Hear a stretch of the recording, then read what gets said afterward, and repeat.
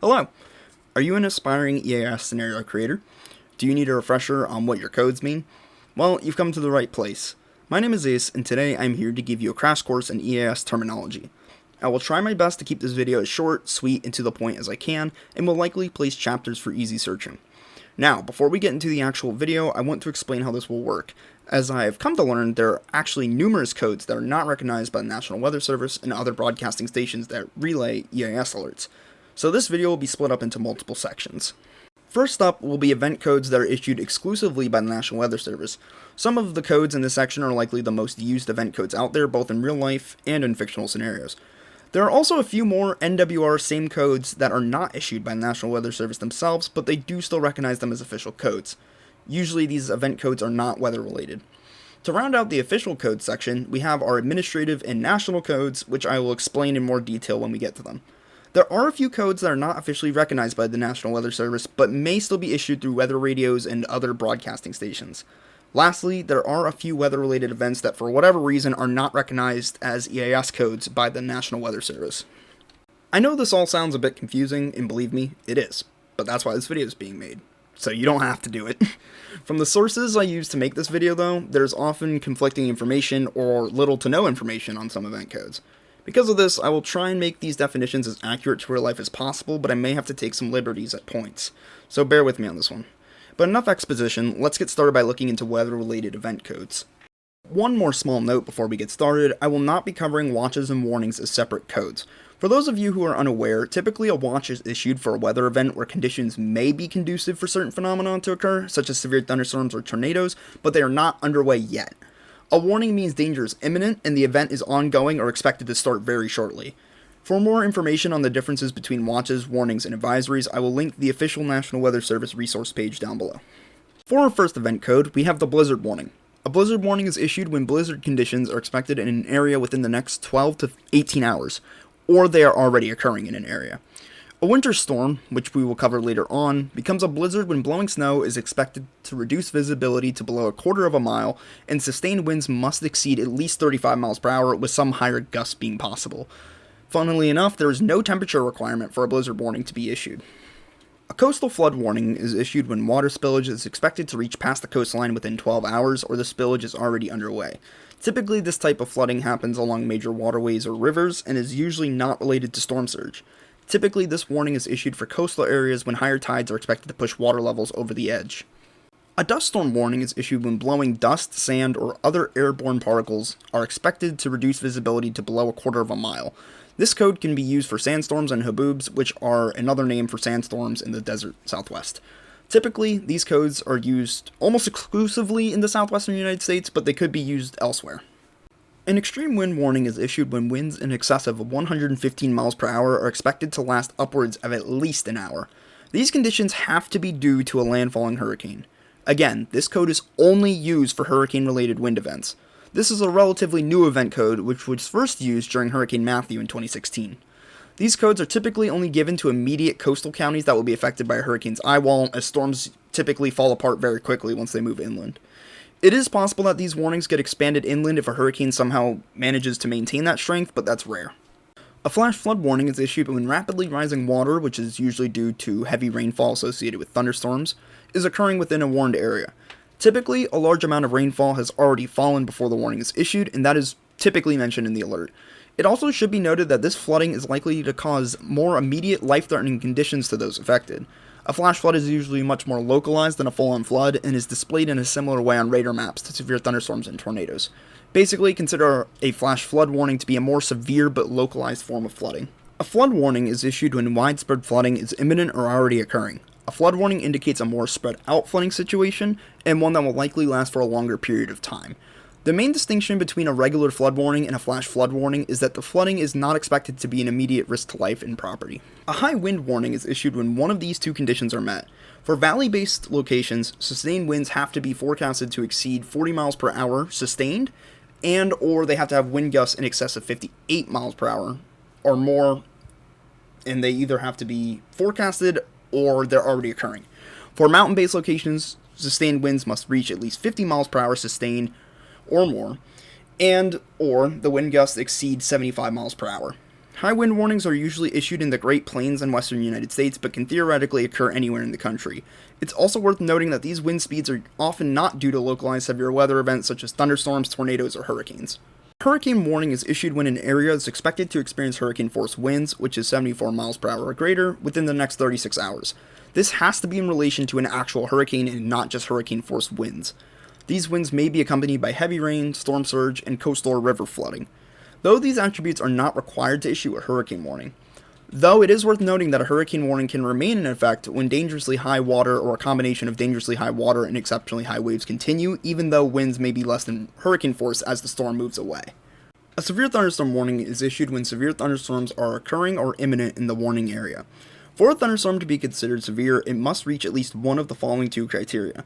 Either the storm has the potential or is already putting out wind gusts in excess of 58 miles per hour, and or the storm is producing hail of 1 inch or more in diameter. Interestingly, severe thunderstorm warnings are not judged on other weather phenomena such as heavy rain or excessive cloud-to-ground lightning, though these are often brought up as additional hazards within the warning text. A severe weather statement provides follow-up information on severe weather conditions, such as severe thunderstorms or tornadoes, which have occurred or are currently ongoing. This generally is issued when a National Weather Service station needs to update a warning to include new information, which can include a storm either strengthening or weakening, its current location and trajectory, any changes in wind speeds or hail size, and also if the warning is being extended or canceled early. A snow squall warning is issued when a localized snowstorm is expected to produce heavy snowfall, high winds, and reduced visibility. This is a relatively new event code that has only started being used within the past couple of years. The warning will typically last around 30 to 60 minutes and is issued and displayed as if it were a severe thunderstorm or a tornado on radar. However, it is worth noting that according to the National Weather Service website, snow squall warnings are not transmitted through the emergency alert system. Usually they are sent out through wireless emergency alerts or through weather radios. A special marine warning is issued for potentially hazardous weather conditions of short duration, which is less than 2 hours, affecting areas included in a CWF, which is known as the Coastal Waters Forecast. These warnings are issued if this hazardous weather threat is not already covered by the Coastal Waters Forecast.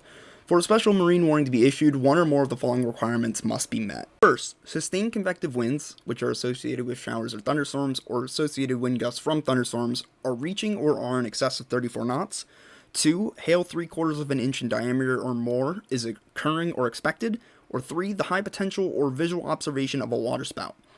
These warnings are typically issued when strong thunderstorms move over coastal areas and out onto the water. The warnings are mainly issued along the Gulf Coast and Atlantic coastal regions, but sometimes these warnings can be issued for larger inland bodies of water such as the Great Lakes. A special weather statement is issued when a storm is producing potentially dangerous weather but does not technically reach severe requirements. It can also be used for weather-related events that may not have their own event codes, such as the 2020 fire tornado in California or widespread funnel clouds being reported. This type of statement is most often used on strong thunderstorms that have yet to reach severe criteria. According to the National Hurricane Center, a storm surge warning is defined as the danger of life-threatening inundation from rising water moving inland from the shoreline somewhere within the specified area, generally within 36 hours, and it has to be in association with a tropical, subtropical, or post-tropical cyclone. The warning may be issued even earlier than 36 hours if other conditions, such as strong winds, are expected to impede evacuation efforts. The warning may also be issued for locations not expected to receive life-threatening inundation, but which could potentially be isolated by inundation in adjacent areas, such as if storm surge took out a bridge. Tornado warning is issued when a tornado is imminent or has already been reported, though that does not always mean that there is already a tornado on the ground. It could be a funnel cloud or it could be radar indicated rotation. Often though, tornado warnings are issued when radar indicates strong rotation within a thunderstorm, but there has been no visual confirmation, especially at night or in rain-wrapped storms. While not being its own event code, a tornado emergency is issued when a large, destructive tornado has been observed and is expected to impact a large population and cause a significant loss of life and property. Tsunami warning is issued when a tsunami that may cause widespread flooding is expected or occurring. Dangerous coastal flooding and powerful currents are possible and may continue for several hours or days after initial arrival. Alerts often urge people to seek higher ground to avoid the inland flooding. Similarly to a hurricane warning, a tropical storm warning is issued when winds in between 38 and 73 miles per hour are expected within the warned area within the next 36 hours. These winds also may be accompanied by heavy rainfall, coastal and river flooding, and storm surge.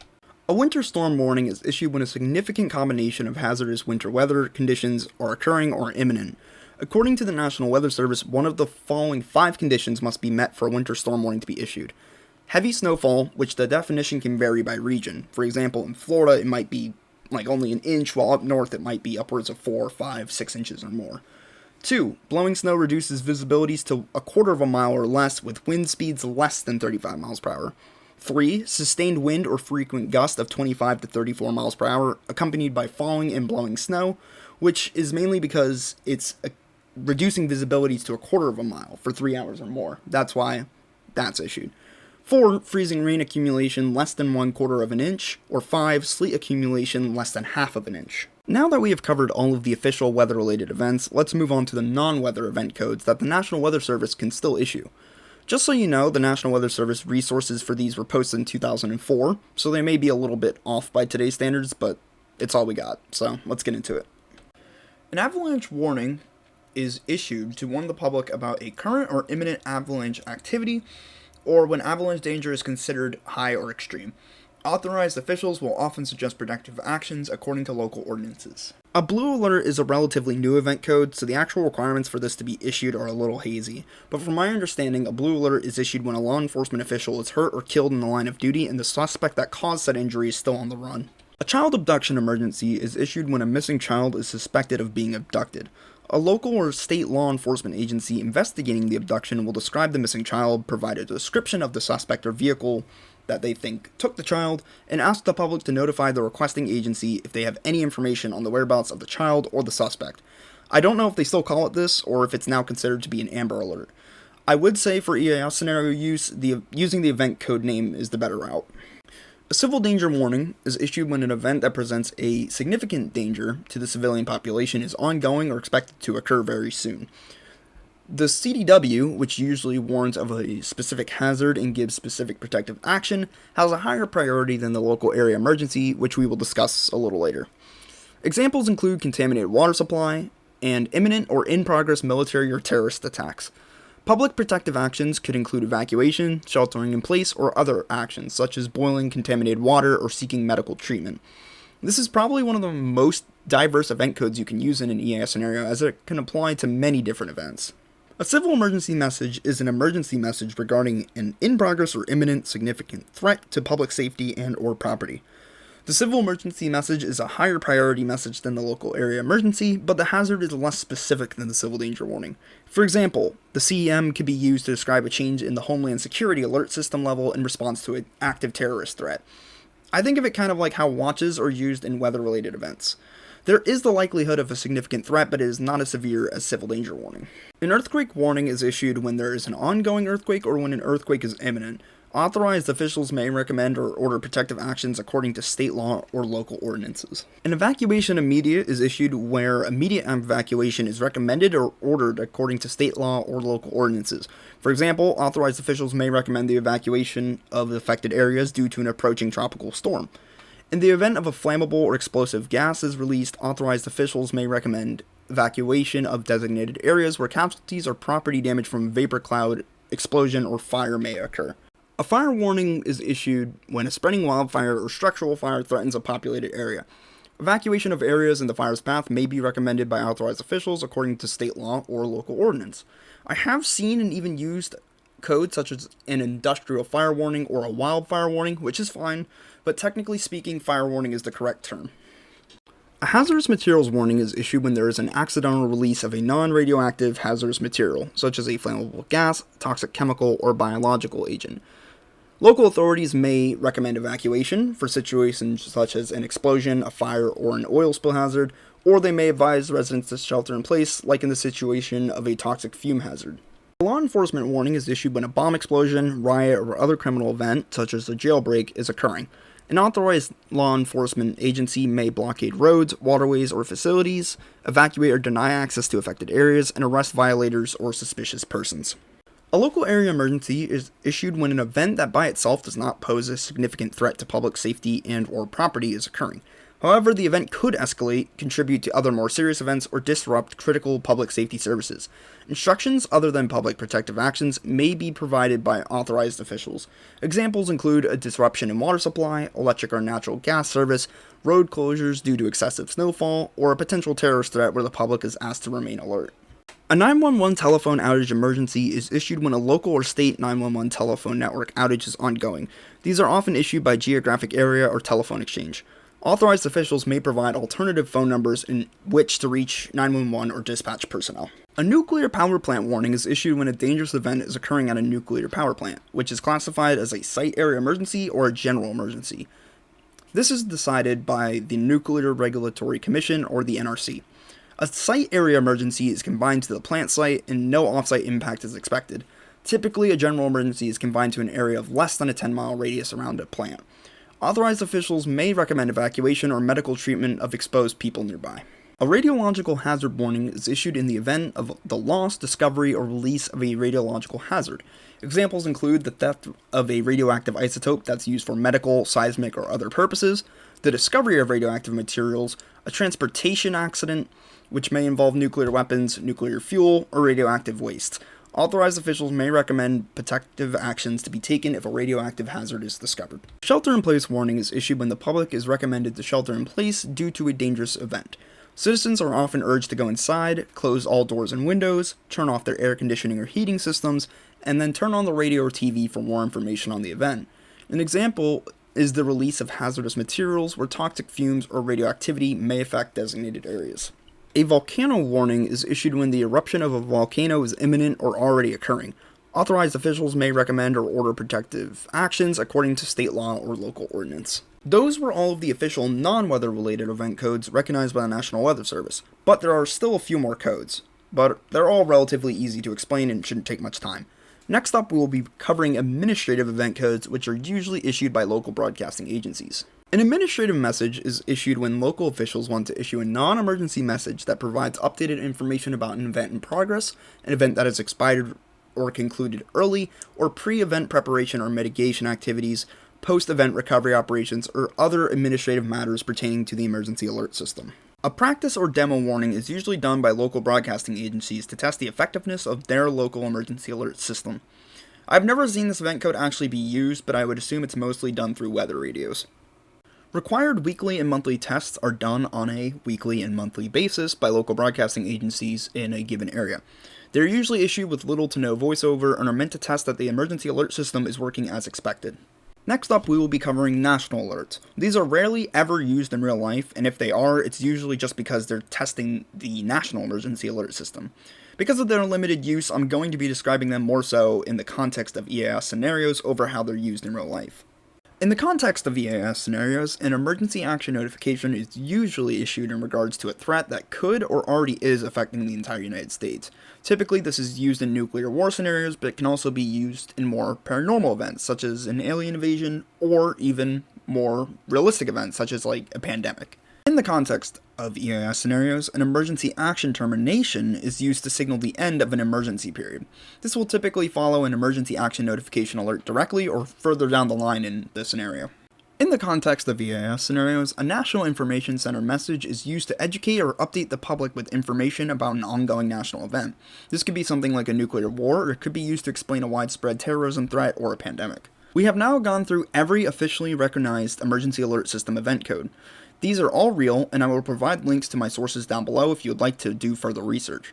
However, I would like to offer up a bit of a bonus. Some weather radios, such as my Midland WR300, come with extra event codes that are not official as far as I'm aware, or if they are official, the National Weather Service and most broadcasting agencies don't seem to recognize them. Therefore, there really is no set definition for these codes, but you will likely not see these codes in real life, but it can be fun to use them in EAS scenarios. There's a lot of loose test codes and things like that, but I just plan on covering the major ones that I could see being useful. In the context of EAS scenarios, a biological hazard warning is usually issued to warn of an event that could cause significant bodily harm, and it comes from a biological origin. I would assume this could be a widespread risk of things that could spread disease, such as human or animal blood, human waste, or infected animals. It's also sometimes used to warn about diseases, such as rabies, but there is another code we'll get to that I think fits diseases overall better. In the context of EAS scenarios, a boil water warning is usually issued when there is a suspicion or confirmation of contaminants in the local water supply. Residents are often advised to boil their water to kill off any potential bacteria or other pathogens in the water. In the context of EAS scenarios, a chemical hazard warning is essentially a different name for the real event code, which is hazardous material warning. I would assume this message would be used in the event specifically in the case of a chemical spill, but even then I think it would probably just be best to go with hazardous material warning. A contaminated water warning is usually issued for the same reasons as a boil water warning. They're meant to warn people in the case of local water supply contamination. Really, these two codes are interchangeable. In the context of EAS scenarios, a contagious disease warning is used to warn the public about the spread of a dangerous, typically airborne disease. The message will often list off the name, symptoms, and other protective information that people can use to protect themselves from the disease. In the context of EAS scenarios, a dam break warning is usually issued in relation to the imminent or already occurring break of a major dam. The alert will also usually mention catastrophic flooding downstream of the break. In the context of EAS scenarios, a food contamination warning is issued when there is reported to be a large-scale contamination of local food products. This is usually used in the context of a restaurant serving contaminated food or local grocery stores selling contaminated food. Now we're here at iceberg warning. I genuinely have no clue what this warning is supposed to be used for. If you've been watching me for a long time now, you probably remember I made a parody scenario about this alert code. If I had to guess though, for like a real practical use, it would be issued in places like Alaska as a marine alert, similar to a special marine warning. As I mentioned earlier in the video, we have the industrial fire warning. I have seen others and even myself use this event code. Usually, an industrial fire warning is used in an EAS scenario to specify a specific type of building fire, typically one that can have a high risk of explosion due to the ongoing fire. In the context of EAS scenarios, a landslide warning is often issued following some type of rain or flooding related event or warning. This alert would likely describe preparedness and preventative actions to protect oneself against a landslide. In the context of EAS scenarios, a wildfire warning is issued to warn the public about a wildfire. However, the official code fire warning already covers wildfires and industrial fires. It could work in a scenario if you want to be more specific about the type of fire, but I would just go with the regular fire warning. There you have it, a complete rundown on both real and fictional EAS event codes. I may not have covered all of them. Like I said, there were some loose codes in my Midland booklet, but I didn't really think they would be practical. There's been like renames of codes, like how I call evacuation immediate evacuation orders. So this might not cover everything, but for anyone that's new to making EAS scenarios, this should be perfect. I hope this video helps you guys, and I hope it helps creators learn the ropes of making EAS scenarios quicker than they would have alone, because I know it definitely took me some time to get used to how to write these videos. If this video does end up getting a positive response, I may do a follow-up video in the future discussing how I would personally write these alerts and give some general writing advice. Let me know if you'd like to see that in the comments. Thank you for your time, and I hope this resource helps y'all out.